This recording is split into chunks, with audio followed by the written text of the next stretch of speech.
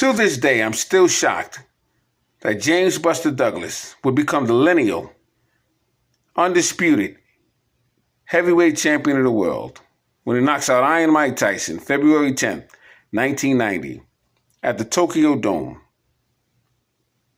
And just to think, 1987, James Buster Douglas had an opportunity to win the IBF Heavyweight Championship strap over Tony Tucker, but he would quit against the ropes when things got a little rough. I'm Scrapbook Boxing, and I would like to continue with Iron Mike Tyson's saga right here on the Museum of the Forgotten Fisticuffs series. Next in line would be Evander Holyfield and James Buster Douglas. So here you have James Buster Douglas with his dad, Bill Douglas. Bill Douglas was a very good middleweight in Columbus, Ohio. Very hard puncher. But it seems like James Douglas wanted to become a boxer on behalf of his dad, as did Marvis Frazier did with his dad, Joe Frazier. He just didn't have the passion. He was a very athletic young man, but when things got rough in the ring, he didn't have the passion or the heart to get himself out of trouble. And that's what would happen when he faced Evander Holyfield. He was knocked out in the second round when he tries to throw an uppercut from the outside. Evander Holyfield cleverly steps to the side and strikes him with a straight right hand, and the fight was over. Now, when it came to Evander Holyfield, I always felt as though he could defeat Mike Tyson, ever since the amateurs. I was watching Jose Nino Revolta and Mike Tyson at Atlantic City. The fight went 10 rounds. It was eventually stopped in the 10th round. I still, up to this day, don't really know why it was stopped. I believe they wanted to continue with Mike Tyson's KO streak. But Mike Tyson kept on dropping Jose Revolta, and Jose Revolta would continue to get up. And at that point, you can see the frustration of Iron Mike Tyson when he was fighting a bigger man. And Revolta had the build of Evander Holyfield when Holyfield was a cruiserweight. And I always saw a lot of things in Mike Tyson's defense and his frustration that would lead me to believe that Evander Holyfield would have an edge on him. Tyson would face Mitch Blood Green, Madison Square Garden. And that fight went 10 rounds as well. And you can see that frustration in Mike Tyson as well. He always had problems with a taller man. So the fight would be scheduled between Evander Holyfield and Mike Tyson November 8th, 1991. And unfortunately, that fight would never come off because Mike Tyson would get himself into a little trouble. Desiree Washington. And he would wind up doing 3 years in the pen. Meanwhile, Evander Holyfield would wind up fighting Big Daddy Bo. Holyfield would lose his title to Big Daddy Bo.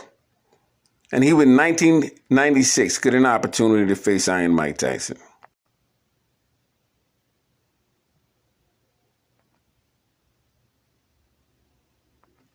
Now, Evander Holyfield was a very special fighter. Now, it was at the fight in Atlanta on July 20th, 1986, between Evander Holyfield and Dwight Cowie. It was for the Cruiserweight Championship belt, the IBF, 15-round affair. That was Evander Holyfield's 11th professional fight. And I got to tell you, unbelievable match that was. Now, when Evander Holyfield fought Dwight Muhammad Cowie, it was actually his 12th fight. It was not his 11th professional fight. It was his 12th fight. And Evander Holyfield showed the heart of a warrior. And everybody from that main event camp was there. You had Rocky Lockridge, Johnny Bump City Bumpus. You had the entire Duva team with Meldrick Taylor, Pernell Whitaker, Tyrell Bates, Mark Breland. You had Bobby Ches. You had Frankie Warren. You had many fighters that was in that ring congratulating Evander, the real deal Holyfield. Meldrick Taylor, he was a very good fighter in the amateurs, just didn't have the punching power in the weight divisions that he decided to move up in. But Holyfield was something else. So the promotion started with Mike Tyson and Evander Holyfield. And it was such an anticipated fight that they brought out the old-time stats, the great old-time heavyweight stats. And it was a thrill to go through those stats because It was going to be that type of a fight. Evander Holyfield and Iron Mike Tyson. Two punchers in the ring at the same time. And that puts you in mind of a lot of these old-time fighters, such as Jack Dempsey and Gene Tunney, Max Schmeling, Jack Sharkey, Primo Carnera and Max Baer, James Braddock and Joe Louis. You had Ezra Charles and Joe Walcott, Rocky Marciano. Floyd Patterson would face Archie Moore for that strap. You had Sonny Liston, and at the time Cassius Clay, Muhammad Ali. Here you have Jack Johnson and Sonny Liston and Smoking Joe Frazier. Amazing.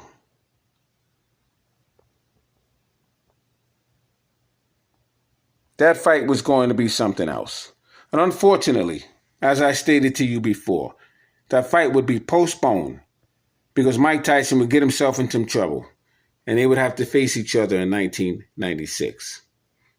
Here you have betting odds and famous fights. John O'Sullivan versus James J. Corbett. It was 4-1. James J. Corbett versus Bob Fitzsimmons. It was 4-1. James J. Jeffries and Bob Fitzsimmons was 2-1. Jack Johnson and James J. Jeffries was 10-7. Amazing. Jack Dempsey versus Jess Willard was 6-5. Gene Tunney and Jack Dempsey, the first fight, was 11-5. And Jack Dempsey's second fight, the money was even. Primo Carnera versus Max Baer was 7-5. Joe Louis and Max Schmeling's second fight was 9-5. Joe Louis and James Braddock was 5-2. Incredible stats. Ezra Charles versus Joe Louis.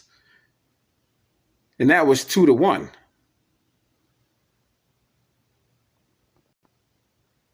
Ezra Charles' third fight with Rocky Marciano. With Jersey Joe Walcott. 6-1.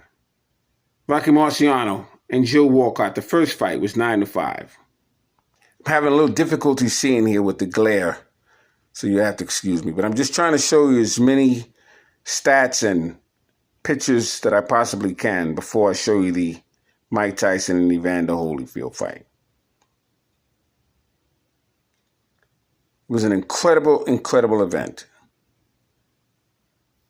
And they show here some of the great heavyweight showdowns.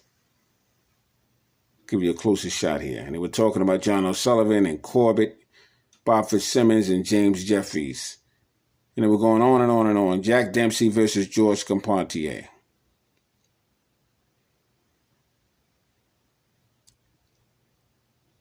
Gene Tunney and Jack Dempsey and Lewis and Schmeling. Rocky Marciano and Archie Moore. Sonny Liston and Cassius Clay. Muhammad Ali. Joe Frazier and Muhammad Ali. George Foreman and Ali. And Larry Holmes and Cooney and Mike Tyson and Michael Spinks. Amazing. Amazing, amazing history in the heavyweight division. And newspaper after newspaper, magazine article after magazine article, they continue with the stats in the heavyweight division because they were trying to build this fight up. It was one of the greatest heavyweight fights at that time. And we were anticipating a Donnybrook. Unfortunately, once again, we had to wait until 1996. And by that time, at least in behalf of Mike Tyson, he was not the same. But Evander Holyfield brought his A game, and you'll see in a moment.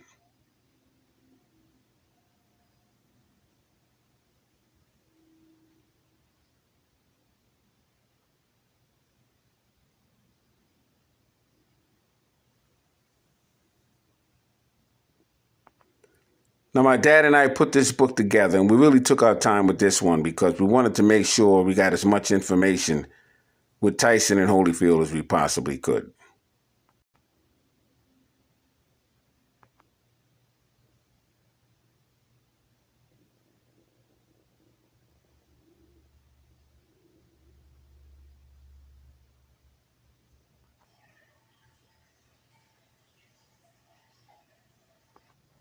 Now, there were so many articles leading up to this fight, so much information.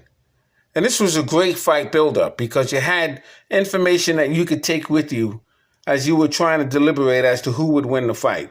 And even when a fight would take place, you had a lot of information going into that fight. So that was great.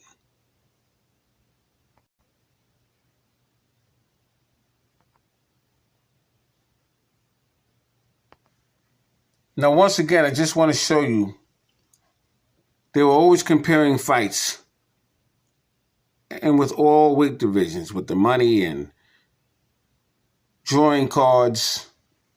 They would go back into history and they would talk about Evander Holyfield and Mike Tyson and its place in history. And we go back to all the old fighters and the times in which they came and what that fight meant to the spectators there.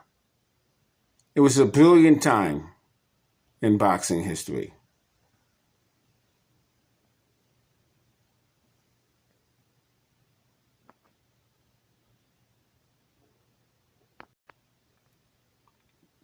Evander Holyfield was a star in the making because everyone felt as though Evander Holyfield may have a shot with Mike Tyson, although Mike Tyson was still up on the odds. But Evander Holyfield was climbing steadily on the belief of public opinion.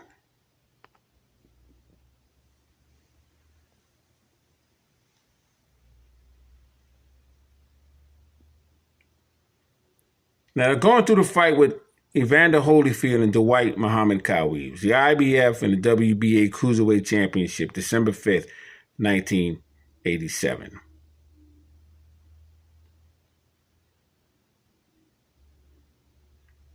And that was their rematch. And here you have Mike Tyson and Tyrell Biggs. That was also in 87, October 16th. I was at both of those fights. And they're using those two fights as a measuring stick for contrasting in styles of who would have the edge between both fighters.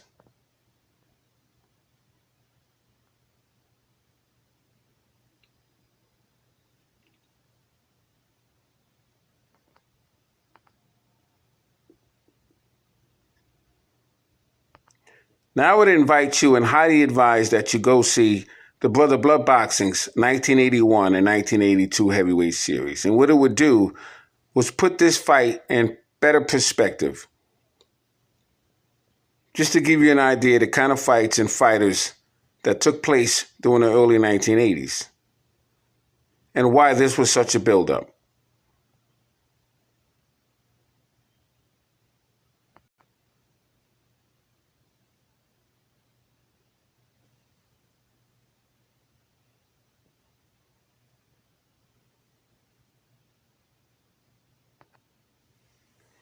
Now, they offered so much complimentary just to try and get to the fight that they had VIP packages and they had the standard packages. And with the VIP packages, you would obviously get a little bit more for your dollar than you would with the standard packages, including airline tickets and limo services and everything else. It was just amazing. And I had the pleasure of being in the audience of this fight. And I can tell you, this was something else. Not this one here, but 1996.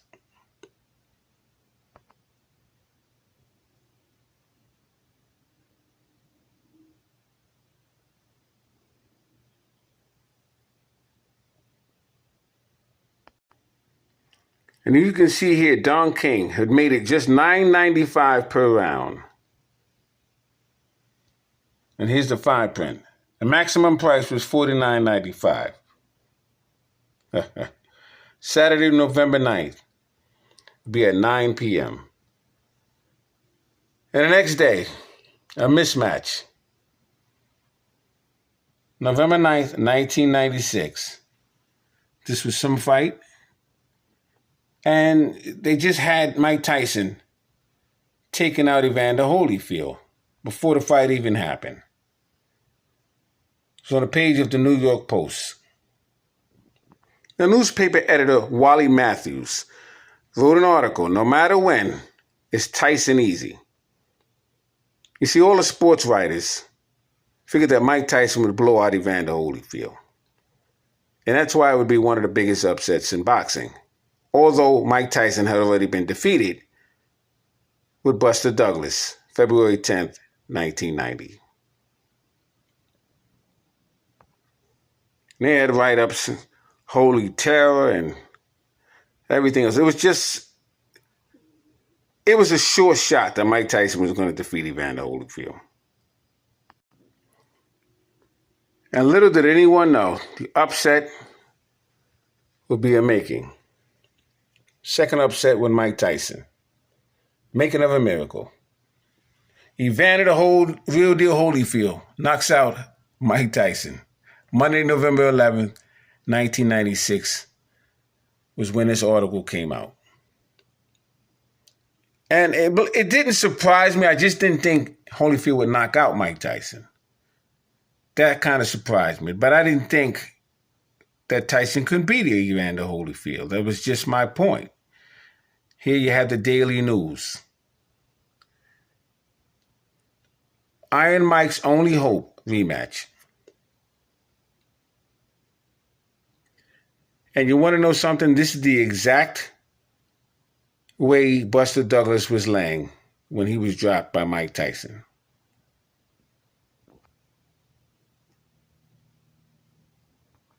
The difference between the two was Douglas got up to knock Mike Tyson out.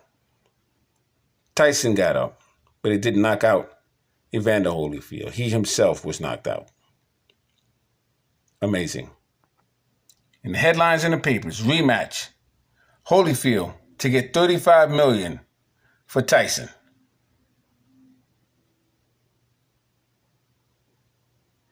And that fight wasn't even a negotiation yet.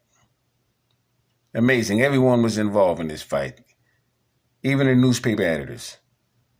Michael Katz.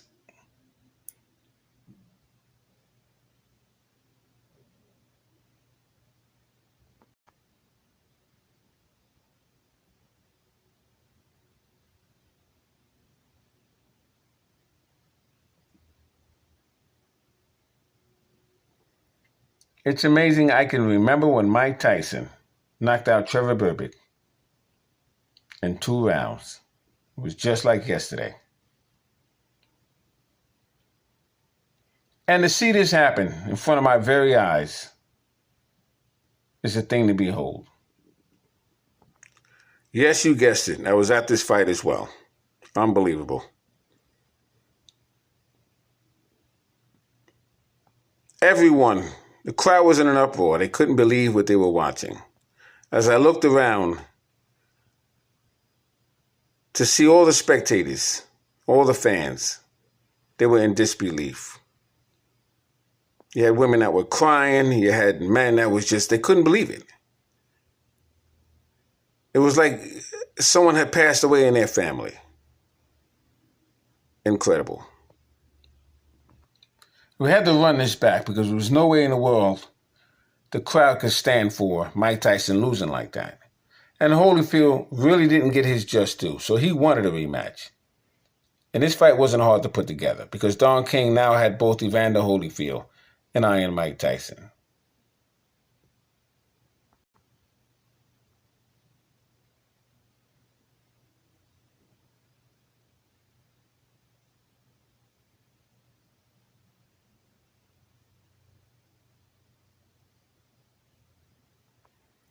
So now you have a new heavyweight coming in on the scene. And his name is Lennox Lewis. Now Mike Tyson would eventually lose, and I'll show you the rematch with the ear-biting incident. Mills Lane would be the referee. Evander Holyfield had faced Lennox Lewis.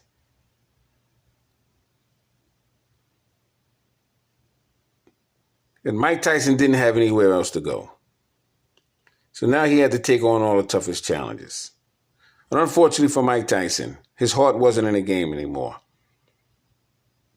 But he would have been sued by Don King because he owed Don King so many fights off of a contract when he was released from prison. So there you have the ear-biting incident. Mike Tyson takes off a chunk with Evander Holyfield's ear. Things got a little rough for Mike Tyson, and he went what we call Brooklyn on him.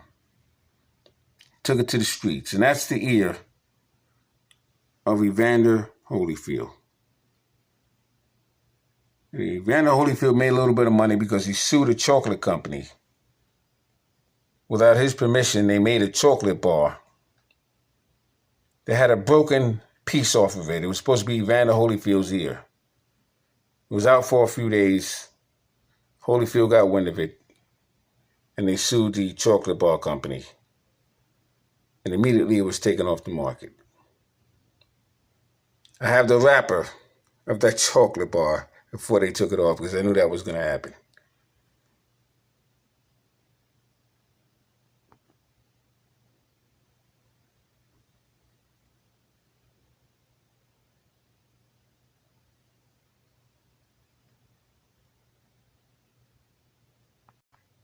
So Mike Tyson is now forced to face Lennox Lewis.